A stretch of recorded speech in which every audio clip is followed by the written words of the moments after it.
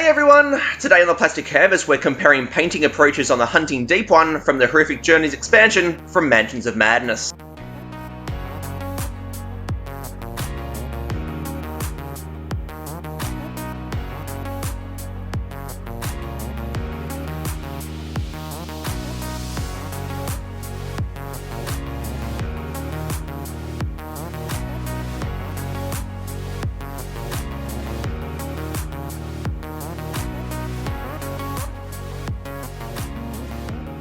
Hey everyone, Matt here from the Plastic Canvas and welcome to the 20th episode of this Mansions of Madness painting series. And today for the second time we are painting a Hunting Deep one. This guy that you're looking at here was done in the previous episode in this series, episode 19, but this was a good 8 or so months ago. And when I painted this guy for the first time, I painted him in the normal, and I'm doing air quotes there, the normal way of painting a mini. So I laid a zenithal prime down first, then just used my acrylics to base coat, then washes, and then built up the highlights over a few layers.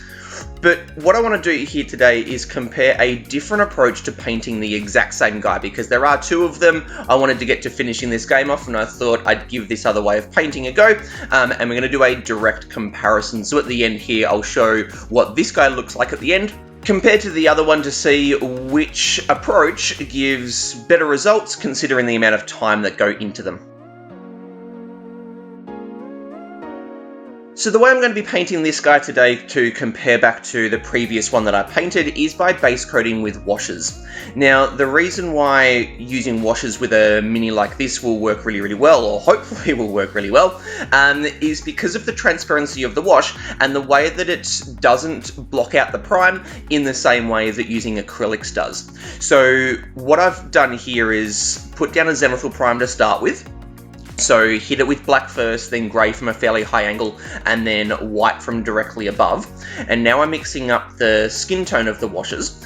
And what this will do is, rather than block out the prime, it will more tint at the colour of the wash mix there, and just still allow the prime to come through. So as the wash goes over an area that has the white prime, it will be quite light, but then when it goes over an area where the black prime is still coming through, it will be much darker.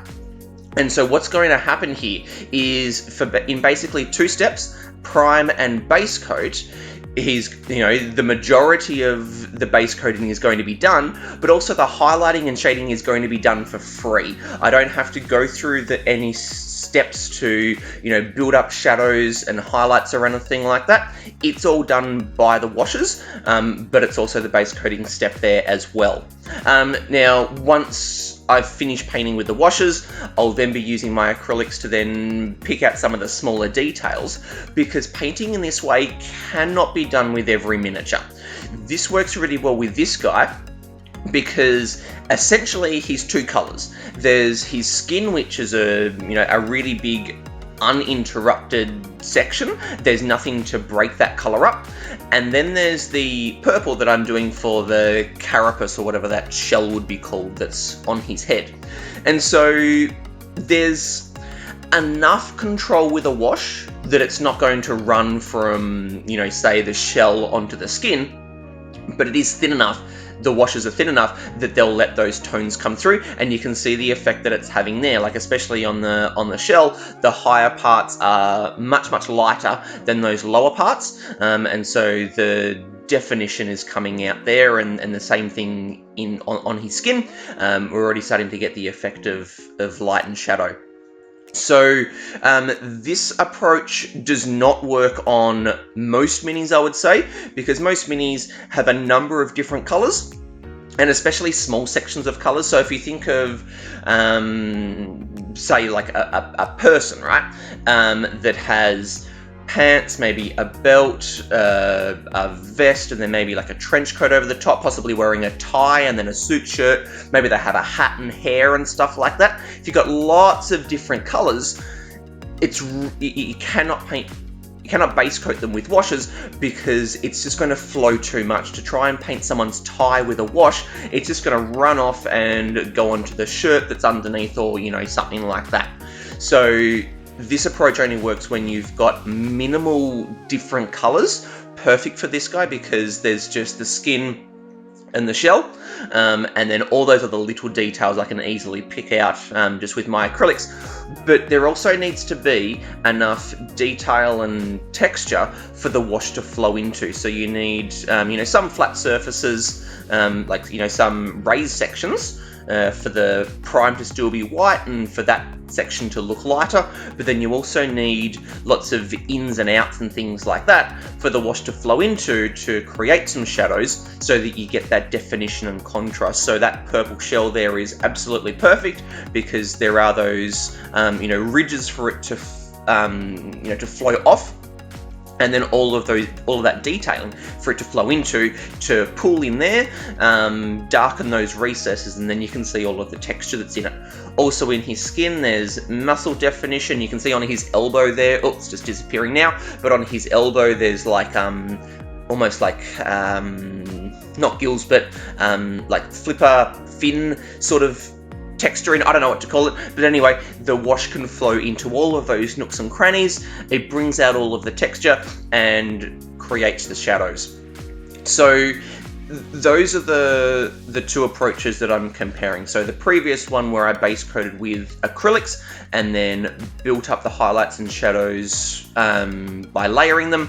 But then today is base coating with washes and then just picking out these little details with my acrylics. And so, the benefit with using the washes is that it's this painting this guy was much quicker than painting the previous one. This guy would have been done in 30 to 40 minutes, I suppose, maybe a touch more including the basing materials, but the previous one, which was all acrylics, would have been more like maybe an hour and a quarter or something like that. So this guy's probably a good half an hour faster, and I'm able to completely skip the highlighting and shading step because the washes allow the prime to come through, so the different tones of the prime help to make the base coating look lighter and darker without actually having to go through that, fully go through the highlighting and shading step. But like I said, this approach can't be used on every mini. It can only be used on ones with minimal different colors,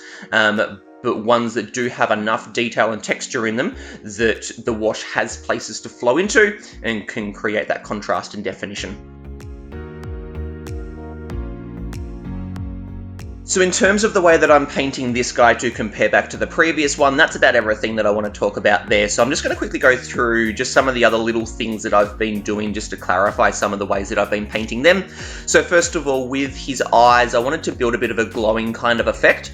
So I laid down an initial dark turquoise color that filled the whole eyeball, and then I switched to a lighter turquoise color and painted that over the top, but I left the outer ring of that darker turquoise exposed, so that there was a bit of a darker section around the edge and then a little bit lighter in the middle.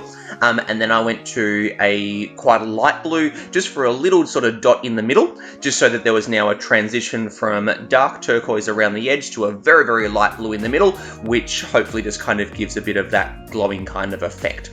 And then with his claws and teeth and those little details, I just laid down that bone color initially, and then I've gone over with the Seraphim Sepia wash, just the light brown wash. The first coat didn't have too much of an effect because it is quite a light wash, so I let that dry, do a second coat. That's what I'm doing now, and that's just to help to sort of turn it into that dirtier, kind of more yellowish sort of tone, because the claws and teeth aren't going to be bright white. They are going to be tarnished and dirty and that sort of stuff, so just trying to grime them up a little bit. And I'm also making sure that I get a bit of a pool of the wash where the claws, for example, meet the rest of the hand, and that's just to create like a deeper sort of line where that transition is, because if you look at your own like nails, there is a little bit of that darker line where your nails meet your fingers. And then on his arms and legs, I'm not sure if they're supposed to be like warty sort of things, but there are some bumps around there, and I just wanted to pick them out, so I painted them initially a dark purple to tie in with the color of his shell. and then just to help them stand out a little bit more and just to add a little bit more depth to the color and make them look a little bit more warty or pussy kind of, I then just went with a light purple, did a little sort of dot in the middle of each of them, and that just helped to make them stand out that little bit more, and yeah, make them look like they're almost sort of ready to pop, I suppose, just to make them look a little bit more yuck. So just while I'm working through doing the basing materials here, I'm going to start talking about my thoughts on how these two approaches compare to each other, these two different approaches that I'm doing, so that when the shots come up at the end where you can see them side by side, you can sort of know what my thoughts on them are already, because I do want to talk about it a little bit. So for minis like this, when there is minimal colors but enough detail for the wash to flow into, I think using the washes as opposed to the acrylic is a much more effective painting style, because the highlighting and shading that comes out of it, I think, looks a lot more effective than building it up over layers. I think the contrast is much easier to get. I remember when I was painting, doing the highlighting and shading on the guy the first time around with the acrylics, it did take a while to go through like his shell, because there is lots of protruding parts, and so to pick all of them out and to build a transition from, because not all of it is under the same amount of light. Some of it's right on top of his head, some of it's, running down his back where it's going to get less light, but each of those protruding bits are going to get more light than the recesses. So there is quite a bit of time in building up over enough layers, enough contrast so that you've got all of those shadows, and then a transition even within the highlights. So that process took quite a while, and also within his skin, like the tops of his arms and shoulders, and that are going to be lighter than the underside, so that contrast needs to be there as well. And then you've got all of that detailing in there, so there's different amounts of shadows, different amounts of highlights, so building that up does take quite a while. Whereas if you just lay that zenithal prime down, that takes care of where all of the shadows and highlights and that are going to be. It's then simply just painting straight over the top, and the washes will then just tint the prime, and you get your highlighting and shading completely for free.